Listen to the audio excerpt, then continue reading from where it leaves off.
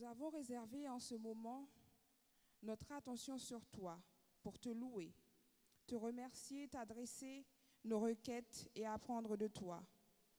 Bénis-nous par ton Saint-Esprit alors que nous t'adorons. Rends-nous encore conscients de notre besoin d'accepter ton salut. Au nom de Jésus, Amen.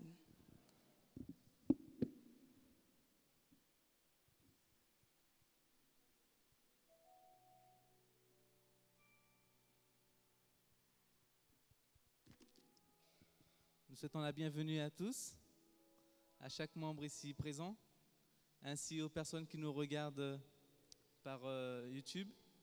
Et nous souhaitons la bienvenue à tous. Amen. Et ensemble, nous allons chanter le numéro 30.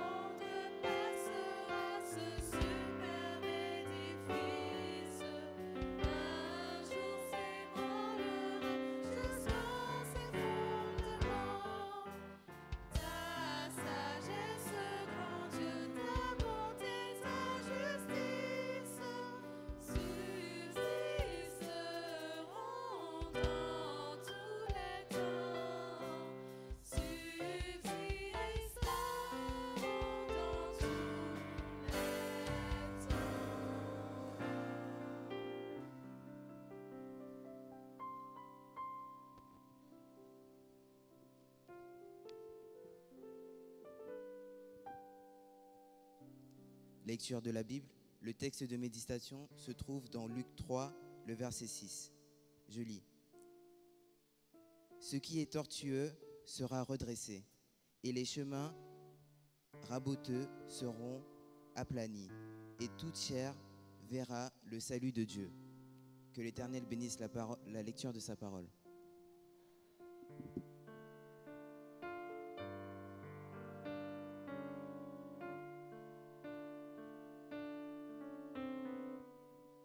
J'invite l'Assemblée à se mettre à genoux.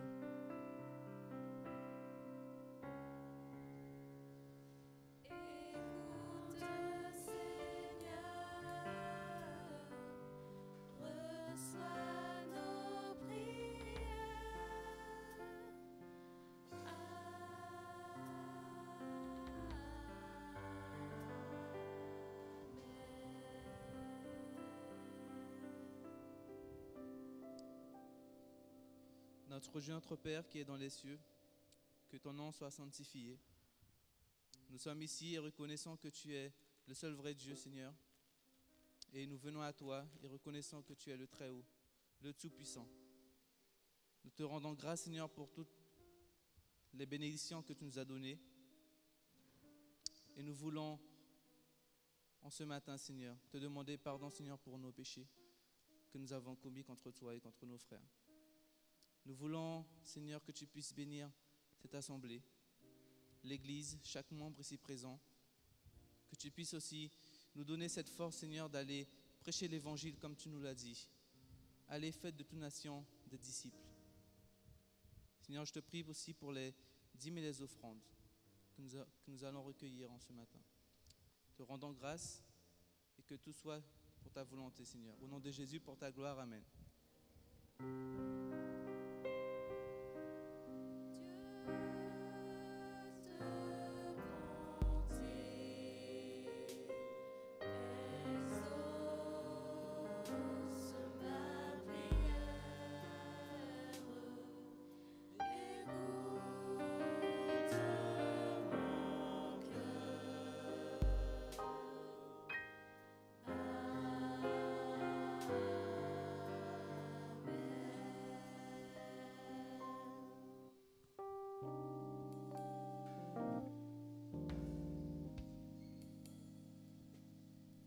Service de vérité, gestion chrétienne de la vie. Il y aura toujours des indigents dans le pays. C'est pourquoi je te donne ce commandement. Tu ouvriras ta main à ton frère, aux pauvres et à les indigents de ton pays. Deutéronome 15, verset 11. Le Seigneur a demandé à son peuple d'être généreux envers les pauvres. Le raisonnement de la dernière instruction est le rappel que c'est le Seigneur qui leur a donné la terre. Par conséquent, ils devaient partager ce qu'ils avaient. Il semble ici que la possession d'une terre a beaucoup à voir avec de pouvoir gagner sa vie. C'est peut-être un concept qui nécessite le plus de réflexion. Néanmoins, il semble que les pauvres seront toujours là, et notre besoin de générosité aussi. Une bonne gestion est nécessaire. Comment calculons-nous la dîme du Seigneur ainsi que nos offrandes? Nous rendons les 10% que Dieu nous revendique comme en étant les siens. Puis nous prenons un pourcentage supplémentaire et régulier que nous donnons en offrande à la maison du trésor. Comme Malachie 3, verset 10. Le demande aujourd'hui, cette maison du trésor est fonctionnellement la fédération ou la mission locale qui reçoit la dîme et les offrandes. Via les églises locales, après avoir donné à la maison du trésor pour soutenir la mission de Dieu, nous pouvons calculer un pourcentage pour tout projet spécial et pour les pauvres. Imaginez le bien que nous pourrions faire si nous avions cette pratique. Chaque fois que nous avons un revenu ou une rentrée quelconque, certaines personnes mettent de l'argent dans un fonds discrétionnaire. Pour qu'on ait besoin, elles soient prêtes à donner aux pauvres. Pourquoi est-il important de donner aux pauvres? Nous avons quelques distractions. L'argent peut représenter. Peu pas passer d'argent étant autant une distraction que trop d'argent. Soulager une personne pauvre du fardeau de la pauvreté pour lui donner l'occasion de ressentir la grâce de ressentir et la confiance de Dieu pour lui. Appel. Comment puis-je aider les pauvres de ma communauté? Prière. Nous accueillons en tête pour une courte prière. Seigneur, comment être un canal de tes bénédictions pour les autres? Amen.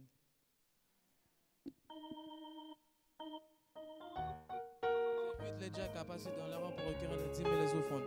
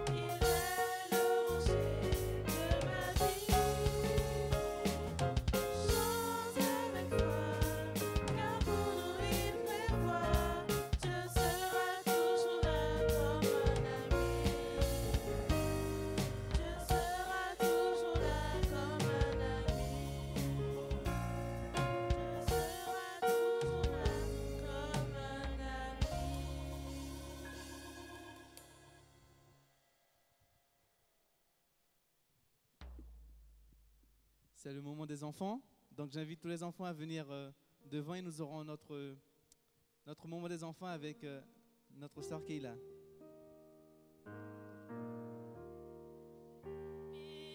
Je lave mes mains, viens à Jésus mon guide, j'écoute tous les matins. Petit pied prends garde, où tu me conduis. Jésus me regarde partout où je suis.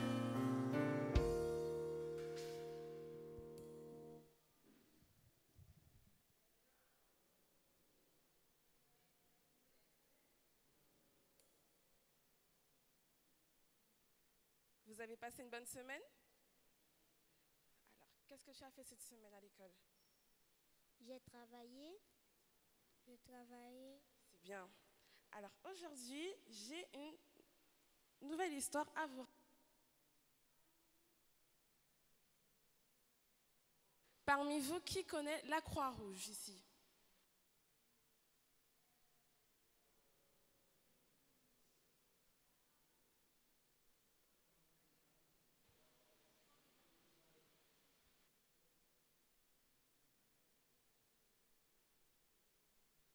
La Croix-Rouge est une organisation, en fait.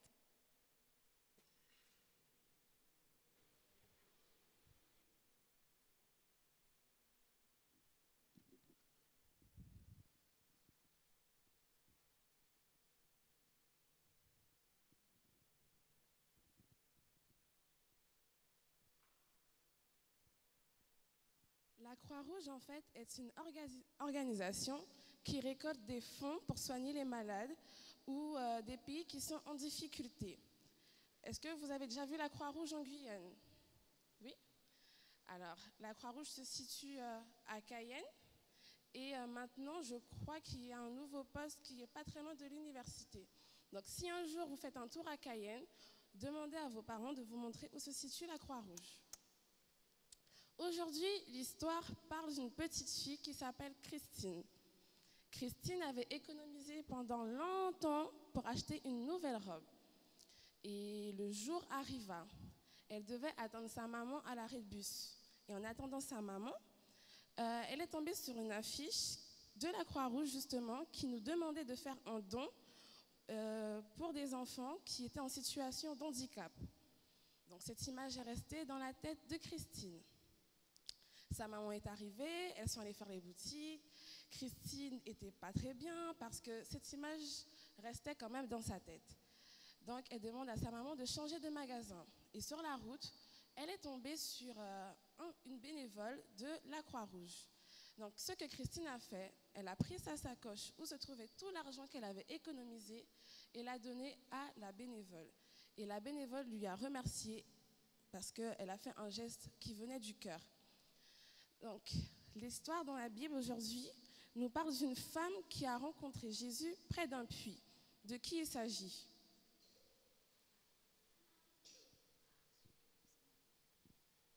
De sa Samaritaine. Oui, il s'agit de la femme samaritaine. Alors, la femme samaritaine a rencontré Jésus près d'un puits. Jésus lui demanda de lui donner de l'eau. Donc, choquée, la femme samaritaine lui demanda pourquoi un juif vient parler à une samaritaine. Et de là, en fait, s'engagea une conversation. Et Jésus lui a dit qu'il pouvait lui donner de l'eau, une eau assez spéciale. Vous savez c'est quoi le spécial?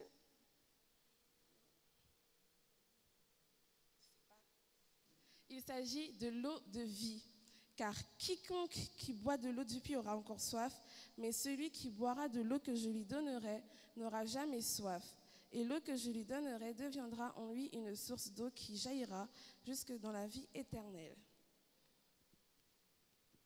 Alors, je vais vous... Enfin, un enfant veut lire le texte à mémoriser? C'est en rose. Tout ce que ta main trouve à faire avec ta force, fais-le, car il n'y a ni œuvre, ni pensée, ni science, ni sagesse dans le séjour des morts où tu vas. Merci. Alors maintenant les enfants, tout au long de cette semaine, n'oubliez pas de donner toujours avec cœur. Si quelqu'un n'a pas, partagez avec lui avec tout votre cœur. Donc on va se mettre à genoux et on va prier.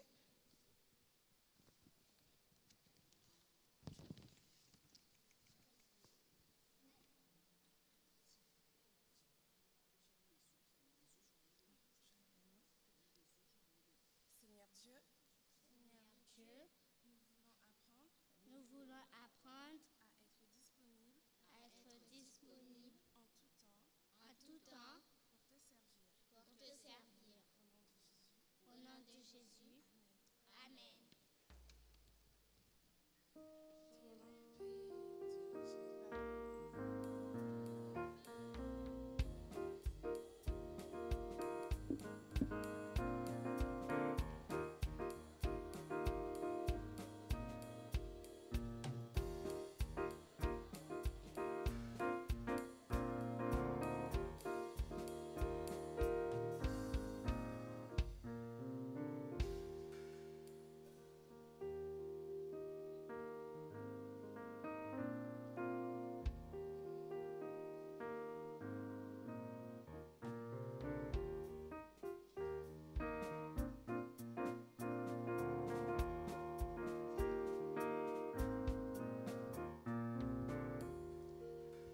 Nous allons donc revoir ensemble le chantème de ce mois des jeunes. Mon Jésus, je dois t'avouer, je t'ai souvent caché.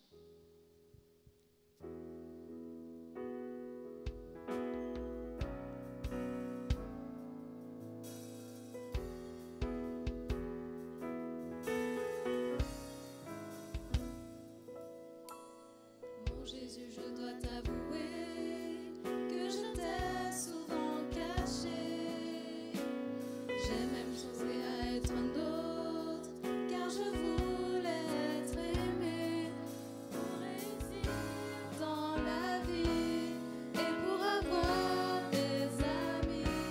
J'ai dû faire des compromis, mais j'en ai payé le prix. Je n'ai plus envie de vivre ma vie entre parenthèses. Celui que je veux suivre, c'est Jésus mon divin frère, celui que j'aime. Plus jamais je n'aurai honte de m'afficher avec lui. Je marcherai tête haute. Désormais mon seul désir c'est d'être moi avec lui.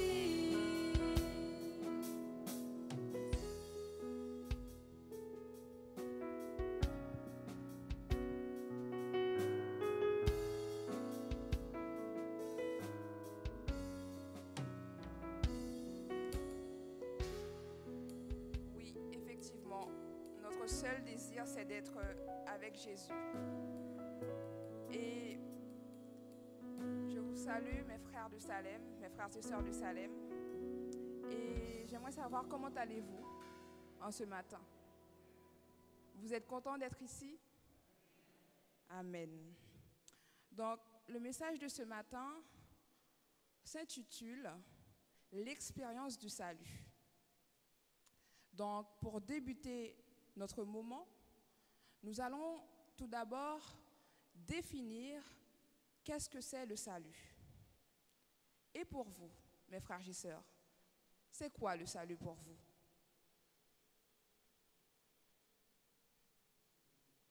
Je remarque qu'à Salem, personne ne veut répondre quand on pose une question.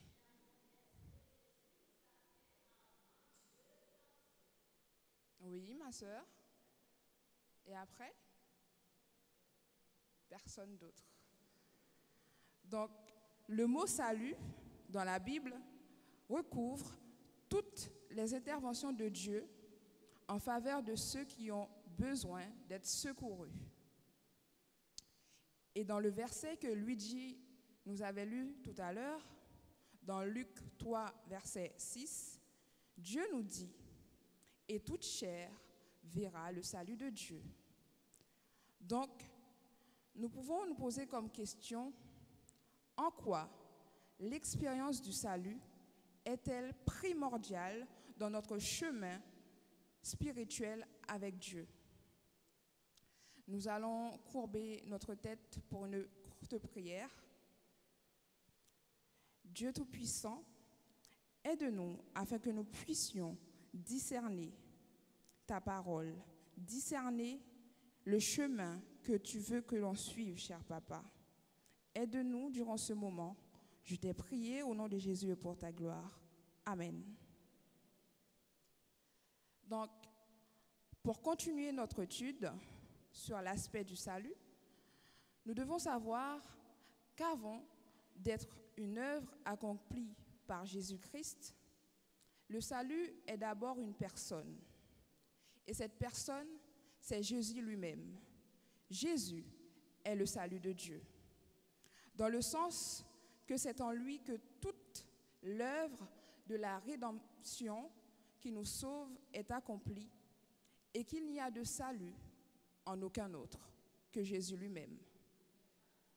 Puisque par la mort de Jésus à la croix, il a triomphé les forces du mal. Il subjugua les esprits démoniaques pendant son ministère sur la terre, brisa les puissances et s'assura de leur destruction finale.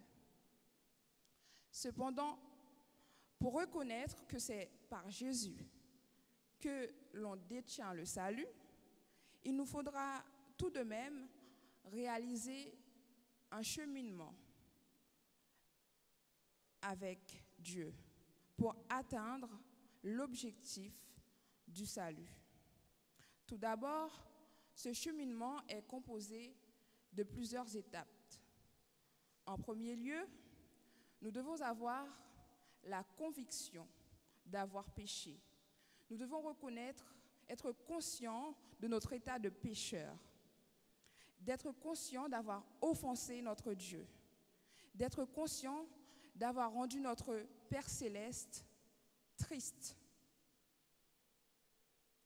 Et nous pouvons le constater dans Romains 3, verset 23.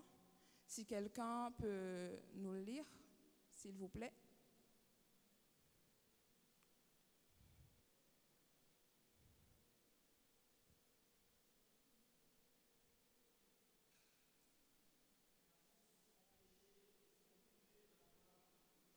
Amen. Car tous ont péché. Donc, dans ces mots, nous pouvons remarquer que le mal est un fait terrible, que le mal est une évidence et que nous sommes tous, vraiment tous pécheurs. Et quand nous sommes pécheurs, nous sommes confrontés aux conséquences du péché. Et dans Romains 6, verset 23, si quelqu'un d'autre peut nous le lire, s'il vous plaît.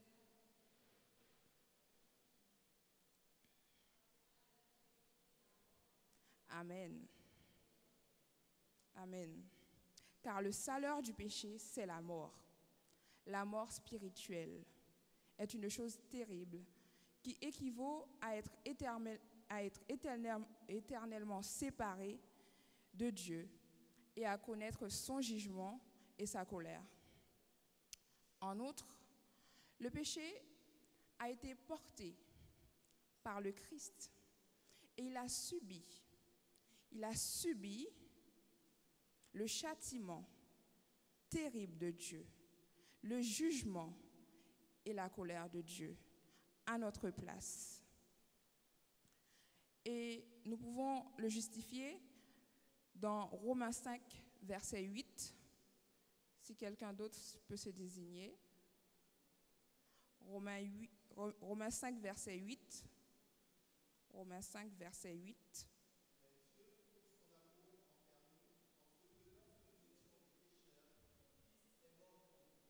Amen. Lorsque nous étions encore pécheurs, Christ est mort pour nous. Et en mourant, c'est lui qui détient le salut. Mais pour avoir ce salut, il nous est nécessaire de nous repentir de toutes nos fautes. Et dans Actes 17, verset 30. Si quelqu'un d'autre peut se désigner. Acte 17, verset 30.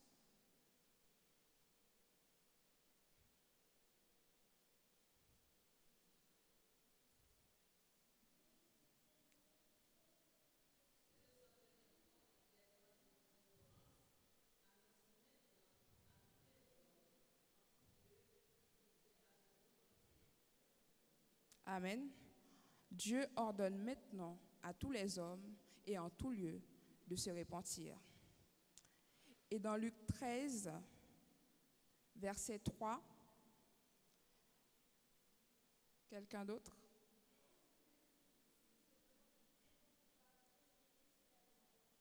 Amen. Si vous ne vous repentez pas, vous périrez tous de la même manière. Après la repentance et la confession de nos péchés, de nos fautes, nous sommes amenés à la réception du salut. Et Jésus nous dira dans Apocalypse 3, verset 20, Apocalypse 3, verset 20,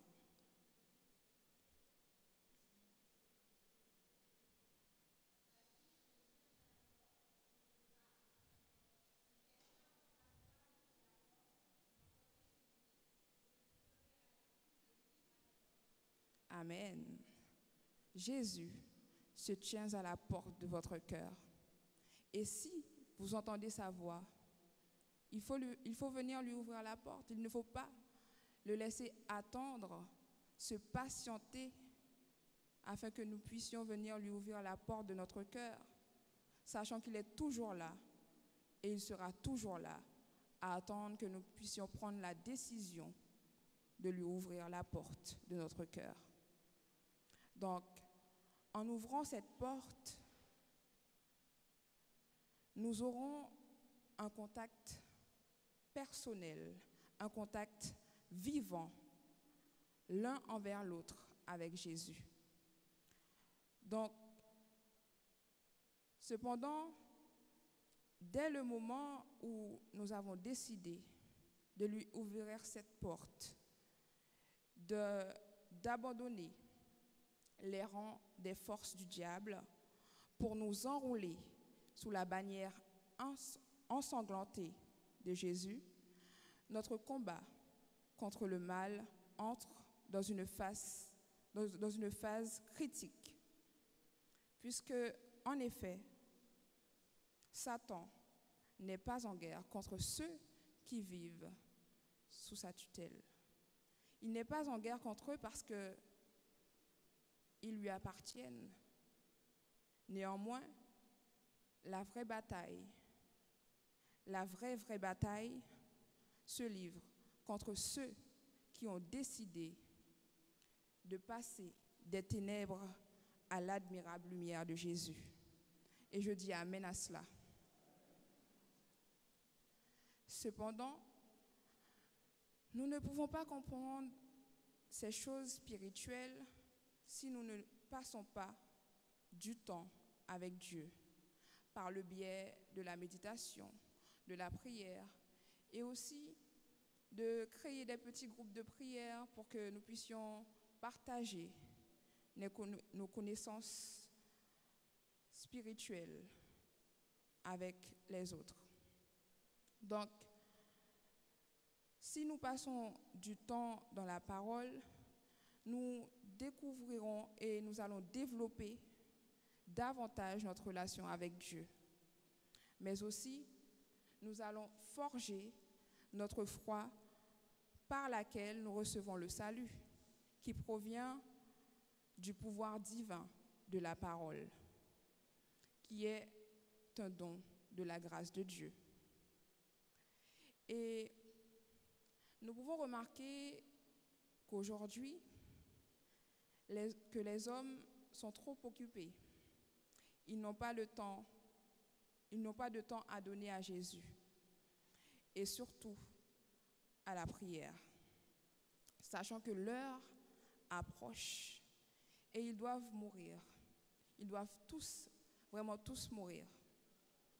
Et à ce moment-là, est-ce que vous aurez dans votre tête pour dire que non, je ne veux pas mourir, non, je veux rester en vie, etc.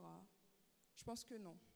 Bien sûr que non, parce que nous allons même pas nous rendre compte de notre état de mort, que nous serions déjà dans une boîte. Et selon le proverbe haïtien, engloutis dans 7 planches.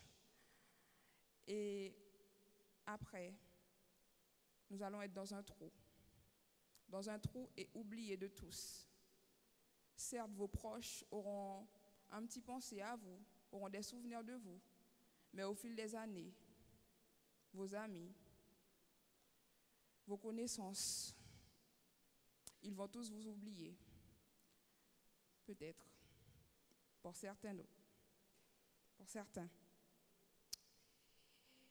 Et donc, c'est juste pour vous dire que la mort n'attendra pas que nous ayons terminé le travail, les activités, et j'en passe.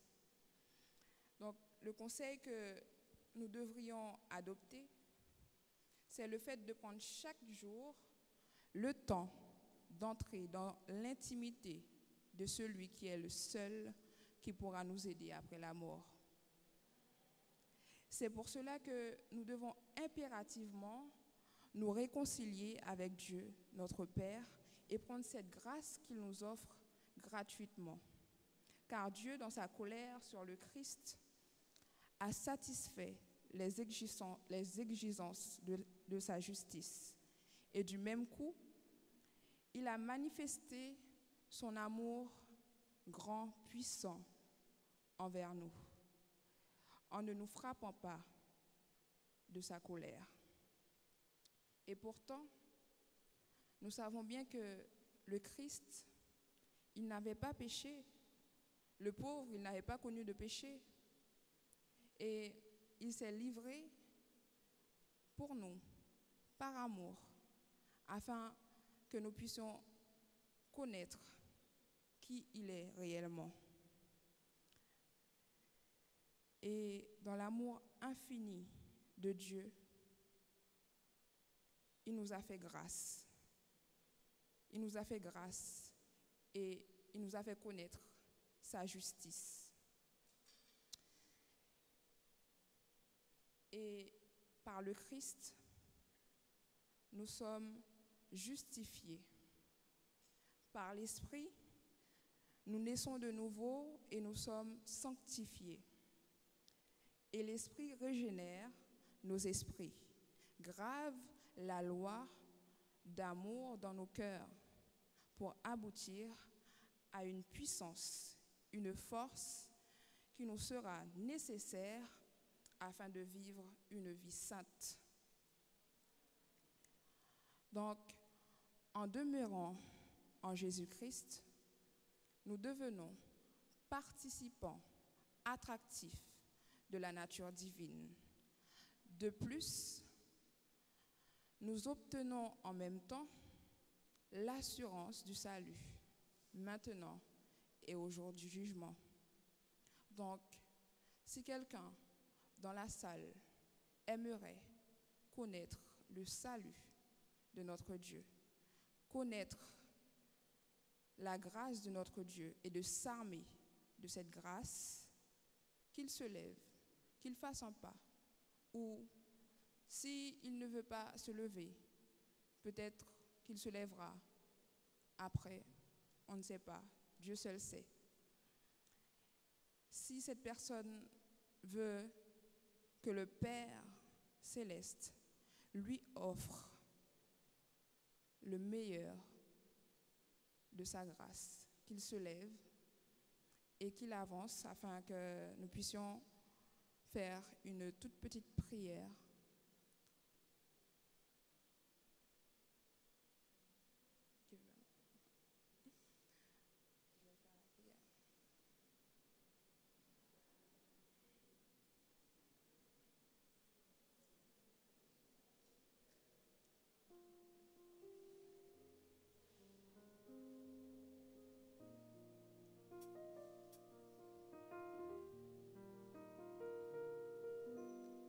Nous aimerions faire un appel à tous ceux qui n'ont pas encore pris cette décision de suivre Jésus, à tous ceux qui sont encore incertains, qui ne se sont pas encore engagés avec Christ. Même si vous n'êtes pas encore sûr, mais vous avez en vous ce désir de vouloir le suivre, je vous invite à nous rejoindre aussi. Aux jeunes qui ne se sont pas encore engagés avec Christ, je vous invite à nous rejoindre et nous allons prier. Nous sommes dans une campagne d'évangélisation et nous espérons que Dieu a fait et fera son travail dans les cœurs de tous ceux qui sont encore indécis.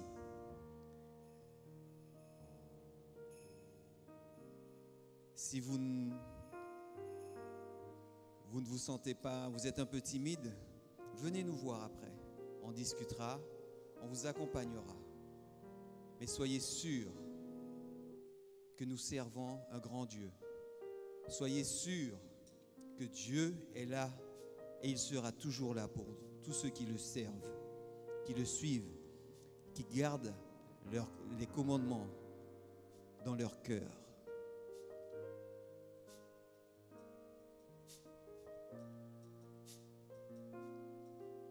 Il n'y a pas d'autres personnes? Nous allons incliner la tête pour la prière. Père éternel, Dieu Tout-Puissant, tu as vu ton Église se mettre debout, vouloir s'engager avec toi, Seigneur, vouloir se reconsacrer à ta mission. Il y en a qui sont encore indécis, mais nous savons, Seigneur, que tu agiras. Puisses-tu accompagner ces personnes toujours indécis à prendre la bonne décision afin qu'elles s'engagent avec toi et qu'elles puissent vivre une expérience unique, une expérience qui changera leur vie et qui se propagera autour d'elles, Seigneur. Puisses-tu faire en sorte que nous, qui t'avons déjà choisi, puissions être de bons exemples et que ceux qui sont encore indécis puissent voir que tu vis en nous, Seigneur. Seigneur, nous te prions ce matin pour les jeunes. Sois avec eux, fortifie-les, accompagne-les et fais qu'ils soient des exemples partout où ces jeunes se déplacent, Seigneur. Que les autres voient cette différence et que ton nom, Seigneur, soit glorifié. Accompagne-nous tout au long de cette journée de sabbat afin que nos paroles, nos pensées, nos actions puissent rester connectées à toi. Merci pour tout ce que tu feras encore pour tes enfants. Merci encore pour tout ce que tu feras pour ton Église. Merci pour cet amour que tu nous donnes. Merci pour cette foi. Nous t'avons prié au nom de Jésus, ton Fils, et pour la gloire de ton Saint-Nom. Amen.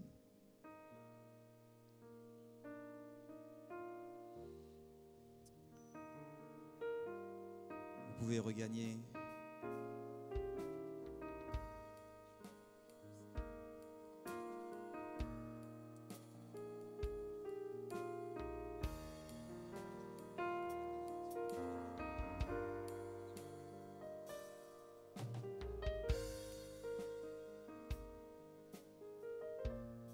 Donc, Josué a fait sa prière et moi, j'ai une prière à faire envers Dieu afin qu'il puisse nous secourir, afin qu'il puisse demeurer en nous. Donc, bien-aimé Père Céleste, nous te rendons grâce pour le salut que tu nous offres par Jésus-Christ.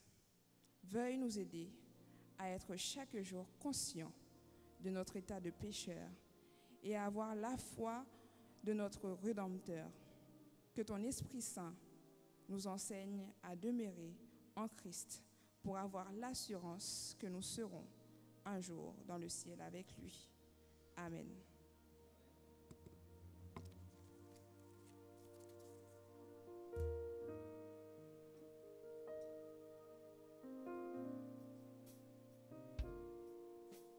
Nous allons chanter ensemble le numéro 399 du cantique.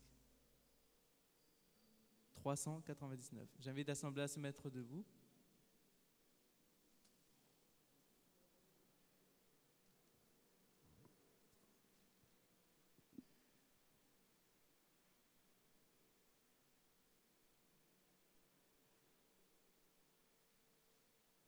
Je connais un guide infaillible. Je connais un pays, par-delà le ciel bleu où tous les bienheureux seront auprès de Dieu.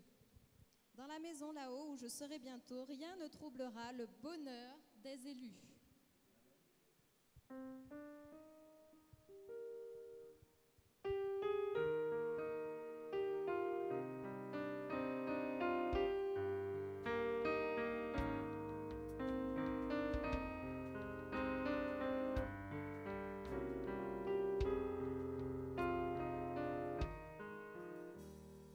Je connais un pays par-delà le ciel bleu où tous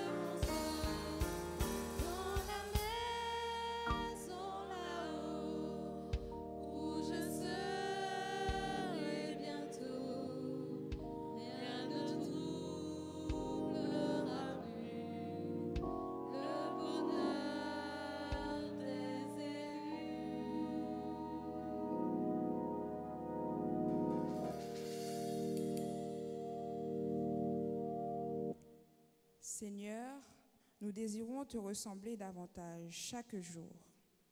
Nous désirons être libérés des chaînes de nos anciennes croyances et de concepts antichrétiens qui ont infiltré notre société. Aide-nous à trouver en toi la liberté qui nous permettra de grandir spirituellement chaque jour. Aide-nous à accepter ta grâce que tu nous offres. Amen.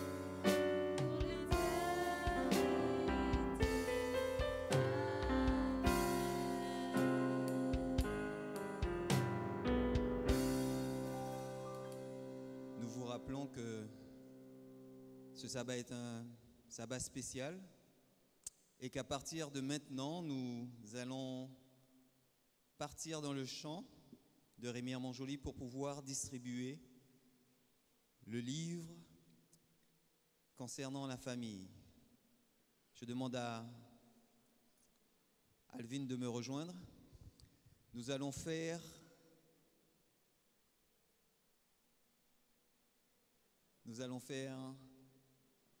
deux groupes. Un groupe qui se